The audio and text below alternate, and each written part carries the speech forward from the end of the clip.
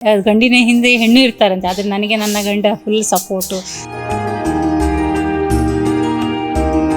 ಕಾಸ್ಟ್ಲಿಯಲ್ಲಿ ಈಗ ನಾನು ಒಂದು 45,000ದ್ದು ನಾನೀಗ ಬೈ ಮಾಡಿದ್ದು.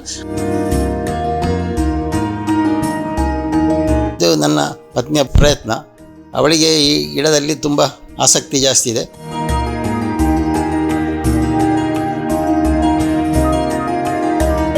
ದಕ್ಷಿಣ ಕನ್ನಡ ಜಿಲ್ಲೆಯ ಪುತ್ತೂರಿನ ಪಡ್ನೂರಿನ ಪುಷ್ಪಲತಾ ಅವರು ತಮ್ಮ ಮನೆಯಂಗಳದಲ್ಲಿ ಅದ್ಭುತವಾದ ತಾವರೆ ಲೋಕವನ್ನ ಸೃಷ್ಟಿಸಿದ್ದಾರೆ.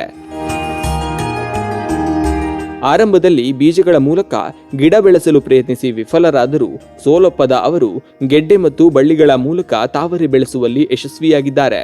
ಇವರ ಪುಷ್ಪಗಿರಿ ಮನೆಯಲ್ಲಿ ಇಂದು 160ಕ್ಕೂ ಹೆಚ್ಚು ತಳಿಯ ತಾವರೆ ಹಾಗೂ 200ಕ್ಕೂ ಹೆಚ್ಚು ಬಗೆಯ ನೈದಿಲೆಗಳು ಇವೆ. ಅಡಿಕೆ ಒಣಗಿಸುವ ಜಾಗವನ್ನ ಪುಟ್ಟ ತೊಟ್ಟಿಗಳನ್ನಾಗಿ ಮಾರ್ಪಡಿಸಿ ವೈಜ್ಞಾನಿಕವಾಗಿ ಮಣ್ಣು ಮತ್ತು ನೀರಿನ ನಿರ್ವಹಣೆ ಮಾಡುತ್ತಿದ್ದಾರೆ. ಕೇವಲ ಹವ್ಯಾಸವಾಗಿದ್ದ ಇದು ಇಂದು ಉದ್ಯಮವಾಗಿ ಬೆಳೆದಿದೆ. ಒಂದು ಗೆಡ್ಡೆಗೆ ಅದರ ಅಪರೂಪದ ತಳಿಯ ಆಧಾರದ ಮೇಲೆ 250ರಿಂದ 2,500ರವರೆಗೆ ಬೆಲೆ ಸಿಗುತ್ತಿದೆ. ಪತಿ ವಿಜಯ್ ಕುಮಾರ್ ಅವರು ಗಿಡಗಳ ಕೊರಿಯರ್ ಜವಾಬ್ದಾರಿಯನ್ನ ಹೊತ್ತರೆ ಪುತ್ರಿಯರು ಸಾಮಾಜಿಕ ಜಾಲತಾಣಗಳ ಮೂಲಕ ಮಾರುಕಟ್ಟೆ ವಿಸ್ತರಿಸಲು ನೆರವಾಗುತ್ತಿದ್ದಾರೆ.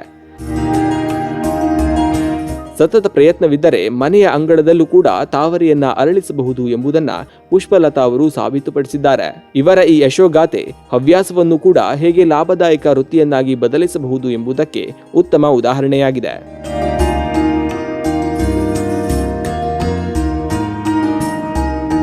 ನಾನು ಒಂದು 5-6 ವರ್ಷ ಆಯಿತು ವಾಟರ್ ಲಿಲ್ಲಿ ಮತ್ತು ಲೋಟಸ್ ಬೆಳಿಲಿಕ್ಕೆ ಸ್ಟಾರ್ಟ್ ಮಾಡಿ. ಪ್ರಾರಂಭದಲ್ಲಿ ನಾನು 1-2 ವೆರೈಟಿ ಕಲೆಕ್ಟ್ ಮಾಡಿದೆ. ಮತ್ತೆ ನೋಡಬೇಕಾದ್ರೆ ಹೊಸ ಹೊಸ ವೆರೈಟಿ ಇದೆ ಅಂತೇಳಿ ಗೊತ್ತಾಯಿತು.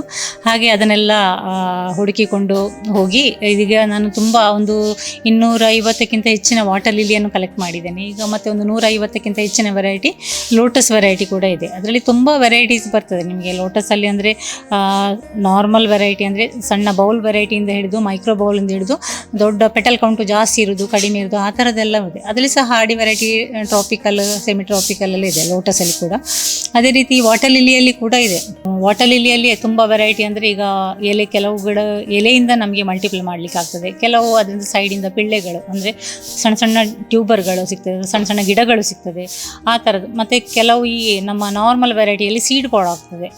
ಅಂದರೆ ಅದು ಸೀಡ್ಲಿಂಗ್ ಅಂತ ಹೇಳ್ತಾರೆ ನಾವು. ಅದರಿಂದ ಬೇರೆ ಬೇರೆ ಕಲರ್ಸ್ ನಮ್ಮಲ್ಲಿ ಇದ್ದ ವೆರೈಟಿಗಳೆಲ್ಲ ಮಿಕ್ಸ್ ಆಗಿ, ಅಂದರೆ ಈ ಜೇನುಗಳ ಇದರಿಂದಾಗಿ ಜಾಸ್ತಿ ನಮಗೆ ಅಂದರೆ ಕಲರ್ಸ್ ನಮಗೆ ಬೇರೆ ಬೇರೆ, ಈಗ ಒಂದು ನೀಲಿ ಕಲರು ಅಥವಾ ಪಿಂಕ್ ಕಲರು ನಾರ್ಮಲ್ ಆಗಿರುವಂಥದ್ದು ಇದ್ದರೆ ಆ ಥರದ್ದು ನಮ್ಮ ಬೇರೆ ಬೇರೆ ಕಲರ್ಸ್ ನಮ್ಮ ಒಳ್ಳೊಳ್ಳೆ ವೆರೈಟಿಗಳದ್ದು ಪಾಲಿನೇಷನ್ ಆಗಿ ಮಿಕ್ಸ್ ಪಾಲಿನೇಷನ್ ಆಗಿ ಕೆಲವು ಒಳ್ಳೊಳ್ಳೆ ವೆರೈಟಿ ಬರುವ ಚಾನ್ಸಸ್ ಇರ್ತದೆ.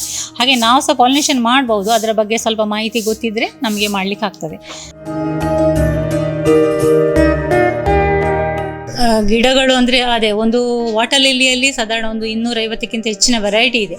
ಮತ್ತು ಲೋಟಸಲ್ಲಿ ಕೂಡ ಒಂದು 150ಕ್ಕಿಂತ ಹೆಚ್ಚಿನ ವೆರೈಟಿಗಳಿದೆ. ಟೋಟಲ್ ಒಂದು 5,000ಕ್ಕಿಂತ ಜಾಸ್ತಿ ಆಗ್ಬೋದು. ಅಂದರೆ ಎಲ್ಲ ಅಂದರೆ ಇಷ್ಟು ಅಂತೇಳಿ ಕೌಂಟ್ ಮಾಡಲಿಕ್ಕೆ ನಮಗೆ ಇದಾಗೋದಿಲ್ಲ. ಅಂದರೆ ಅಷ್ಟು ವೆರೈಟಿ ಈಗ ನಮ್ಮಲ್ಲಿದೆ. ಕಾಸ್ಟ್ಲಿಯಲ್ಲಿ ಈಗ ನಾನು ಒಂದು 45,000ದ್ದು ನಾನೀಗ ಬೈ ಮಾಡಿದ್ದು. ಅಂದರೆ 45,000ಕ್ಕೆ ನಾನು ಸಹ ಬೈ ಮಾಡ್ತೇನೆ ಅಂತ ಹೇಳಿ ಅಲ್ಲ ಮಾಡಿದ್ದು.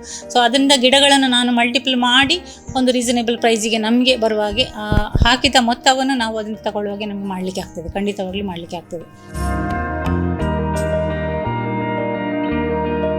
ಗಂಡಿನ ಹಿಂದೆ ಹೆಣ್ಣು ಇರ್ತಾರಂತೆ, ಆದರೆ ನನಗೆ ನನ್ನ ಗಂಡ ಫುಲ್ ಸಪೋರ್ಟು ನನಗೆ ಮಾಡ್ತಾರೆ. ಮಕ್ಕಳು ಸಹ ಅದೇ ರೀತಿ ನನಗೆ ತುಂಬ ಸಪೋರ್ಟ್ ಮಾಡ್ತಾರೆ. ಅದರಿಂದಾಗಿ ಈ ಹಂತಕ್ಕೆ ಈಗ ಮುಟ್ಟಿದ್ದೇನೆ ನಾನು. ನಾವು ನಮ್ಮ ಈ ಸ್ಥಳದಲ್ಲಿ ಸುಮಾರು 16ರಿಂದ 20 ವರ್ಷಗಳ ಹಿಂದಿನಿಂದಲೇ ನರ್ಸರಿ ವ್ಯವಹಾರ ಮಾಡ್ತಾ ಇದ್ದೆವು. ಆ ನರ್ಸರಿಯಲ್ಲಿ ಸಾಮಾನ್ಯವಾಗಿ ಎಲ್ಲ ನರ್ಸರಿಗಳಲ್ಲಿ ಸಿಗುವಂಥ ಗಿಡಗಳೇ ನಮ್ಮಲ್ಲಿ ಕೂಡ ನಾವು ಮಾಡ್ತಿದ್ದ. ಇದನ್ನು ಸ್ವಲ್ಪ ಬದಲಾವಣೆ ಮಾಡಬೇಕು ಅಂಥೇಳಿ ಒಂದು 6-7 ವರ್ಷಗಳ ಹಿಂದೆ ತಾವರೆ ಮತ್ತು ನೈದಿಲೆ ಅಂತ ಹೇಳ್ತೇವೆ ಅಥವಾ ವಾಟರ್ ಲಿಲ್ಲಿ ಅನ್ನು ನಾವು ಒಂದು ಪ್ರಯೋಗ ರೀತಿಯಲ್ಲಿ ಸಣ್ಣ ಮಟ್ಟಿನ ಪ್ರಾರಂಭ ಮಾಡಿ ಇವಾಗ ಇದು ಒಂದು 200ಕ್ಕಿಂತ ಹೆಚ್ಚು ವೆರೈಟಿ ವಾಟರ್ ಲಿಲ್ಲಿಯು, 150 ಜಾತಿಯಿಂದ ಹೆಚ್ಚು ತಾವರೆ ಗಿಡಗಳು ಇದೆ. ಒಟ್ಟು ಒಂದು 4,000ರಿಂದ 5,000 ಟಬ್ಬು ಕೊಳ ರೀತಿಯಲ್ಲೆಲ್ಲ ನಾವು ಬೆಳೀತಾ ಇದ್ದೇವೆ.